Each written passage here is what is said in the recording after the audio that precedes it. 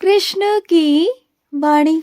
बच्चे, जानते हो आज कितनी बड़ी अनहोनी होने से मैंने तुम्हें बचा लिया मेरे बच्चे।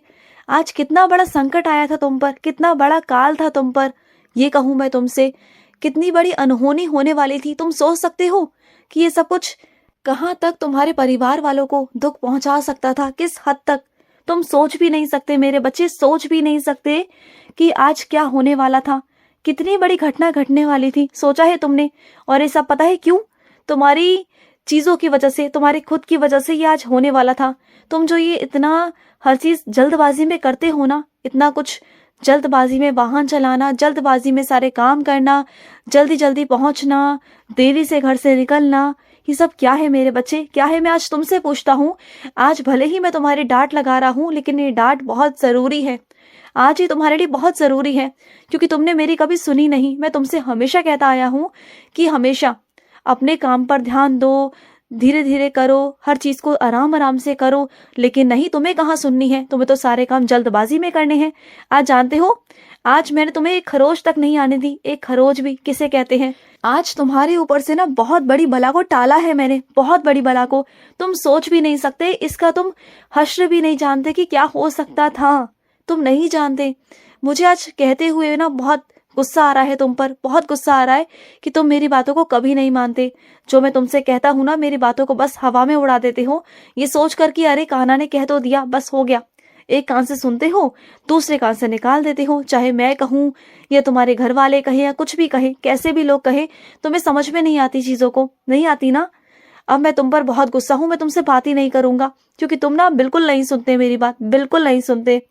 वादा करो मुझसे, अगर सच में मुझसे बात करना चाहते हो तो वादा करो, आज के बाद ना तेज वाहन चलाओगे, न जल्दबाजी में कोई काम करोगे। वादा करो अपने कृष्ण से कि तुम ऐसा कुछ भी नहीं करोगे, बिल्कुल नहीं करोगे, कभी नहीं करोगे।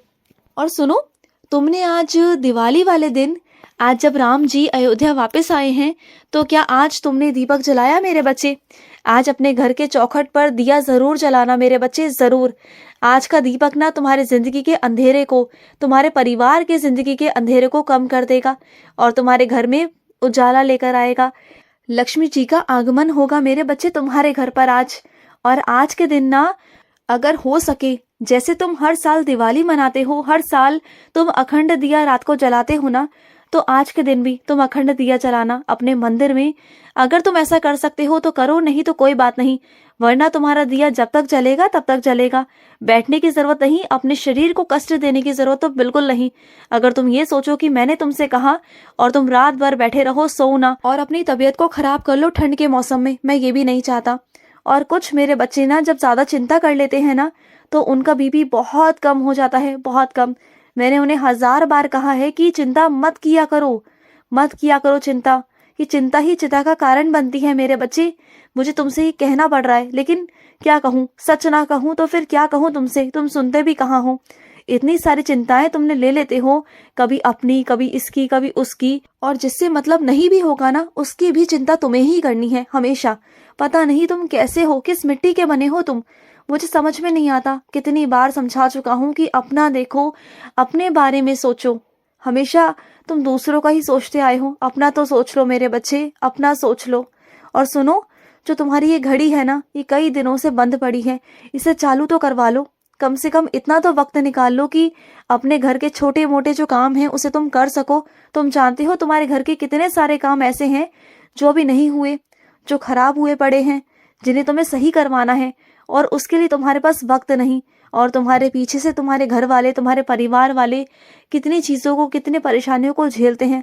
वो तुम्हारे मुख पर कुछ नहीं कहते, कुछ नहीं, एक शब्द भी तुमसे नहीं कहते, एक शिकन भी नहीं रखते, लेकिन तुम्हारा तो फर्ज है ना कि उनकी मन की बात को तुम समझो और चीजों को सही करवाओ, है ना। और सुनो मेरे बच्चे, ये कहावत तो तुमने सुनी है ना कि एक हाथ से ताली नहीं बजती, है ना। तो बस यही बात है मेरे बच्चे, जो ये रिश्ता है ना, ये रिश्ता इसलिए नहीं चल पा रहा क्योंकि तुम अपनी तरफ से सब कुछ करे जा रहे हो, करे जा रहे हो, जो भी तुमसे बन सकता है वो तुम सब कर रहे हो, लेकिन सामने वाला करना ही नहीं चाहता, उसके अंदर रुचि ही नहीं है करने की, वो नहीं करना चाहता। तो तुम चाहे कितना भी कर लो, कितना भी, वो जैसा है ना मेरे बच्चे, वो वैसा ही रहेगा।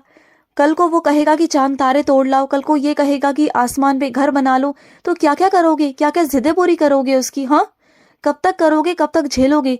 वो जिंदगी ऐसी है मेरे बच्चे जो लालच की तरफ जाती है, उसके लालच कभी बंद नहीं होंगे, उसकी इच्छाएं कभी बंद नहीं होंगी। तो ऐसे इंसान से दूरी बना लेना ही अच्छी बात है।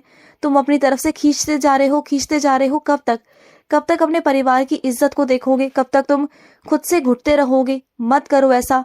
तुम्हारे परिवार को भी कहीं ना कहीं से मालूम है कि तुम खुश नहीं हो, तो समझो इस बात को और अपने परिवार को भी समझाओ। हाँ, मुझे पता है ये करना बहुत मुश्किल है, हर कोई ये नहीं कर सकता, इसके लिए हिम्मत चाहिए। पहले अपने अंदर हिम्मत जुटाओ और ना को ना कहना सीख जाओ। अपनी ना को हाँ में बदलने की कोशिश मत करो और ना सामने वाले की ना को हाँ में बदलो। मत करो ऐसा, मत करो, बिल्कुल मत करो। ना अपने साथ खिलवाड़ करो, ना सामने वाले के साथ खिलवाड़ करो। उसकी जिंदगी से उसे आज़ाद करो और अपनी जिंदगी को भी अपने आप से आज़ाद करो, क्योंकि तुम्हें आगे बहुत जीना है, तुम्हें बहुत कुछ करना है। तुम्हें क्या लगता है कि आगे चलकर कोई जिंदगी नहीं तुम्हारी अकेले में? बहुत जिंदगी है, बहुत अच्छी जिंदगी कहता हूँ तुम्हारी, बहुत बहुत अच्छी जिंदगी जो मैं तुम्हें दूंगा। चिंता मत करना, मैं हूँ तुम्हारे साथ। मैं कहाँ जाऊंगा, मैं तो हमेशा से तुम्हारा हाथ पकड़ कर रहा हूँ और आगे तक चलूंगा हमेशा। जब भी मुझे याद करोगे ना, जब भी पुकारोगे, जब भी तुम्हें एक मित्र की जरूरत होगी, मैं तुम्हारे पास भागा भागा आऊंगा। बस एक बार कह देना कि कृष्ण आ जाओ, मुझे तुम्हारी जरूरत है। मैं आ जाऊंगा मेरे बच्चे, मैं आ जाऊंगा। और सुनो, जिस चीज की तुम कल्पना भी नहीं कर रहे थे ना, और वैसा हो गया ना तुम्हारी जिंदगी में, तो वो तो होना ही था। जो मेरा आशीर्वाद था तुम्हारी जिंदगी में, वो तो होना ही था मेरे बच्चे, उसे कोई टाल नहीं सकता था।